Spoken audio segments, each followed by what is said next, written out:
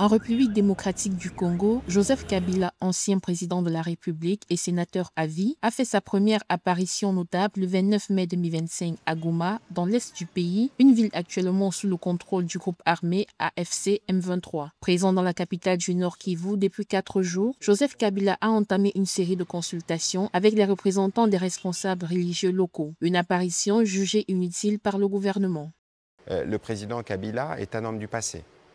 Et un homme du passé qui n'a absolument, dans le contexte actuel, rien à proposer pour l'avenir parce qu'on a vu sa première sortie d'abord dans le Sunday Times en Afrique du Sud, où il a porté son soutien à un mouvement qu'il a lui-même combattu comme président. C'est un ensemble de contradictions qui ressortent, mais bon, nous sommes en démocratie, chacun libre de ses opinions. Cette initiative s'inscrit dans la volonté de l'ex-président de ramener la paix dans l'Est et surtout l'ensemble du pays selon les médias nationaux. Le 23 mai 2025, Joseph Kabila a lancé un appel à l'unité nationale autour d'un pacte citoyen de 12 priorités.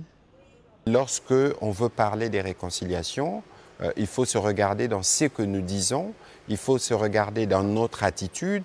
Et lorsqu'on a eu le privilège de diriger ce pays pendant 18 ans, on a peut-être une plus grande responsabilité que d'autres dans les contextes qui est le nôtre. Mais bon, fort malheureusement, il y a eu une convergence d'éléments au niveau notamment de l'auditorat militaire qui font qu'aujourd'hui, les agissements du président honoraire font de lui de fait l'une des autorités morales de ceux qui font la guerre, le groupe supplétif.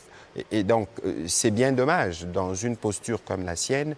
Pour rappel, le 22 mai 2025, le Sénat congolais a voté 88 voix pour et 5 voix contre pour la levée de l'immunité parlementaire de Joseph Kabila, ouvrant la voie à d'éventuelles poursuites judiciaires. L'ancien président devenu sénateur à vie à son départ du pouvoir en 2019 est accusé par le gouvernement de trahison, de crimes contre l'humanité et de soutien présumé au groupe armé du M23 actif dans l'est du pays.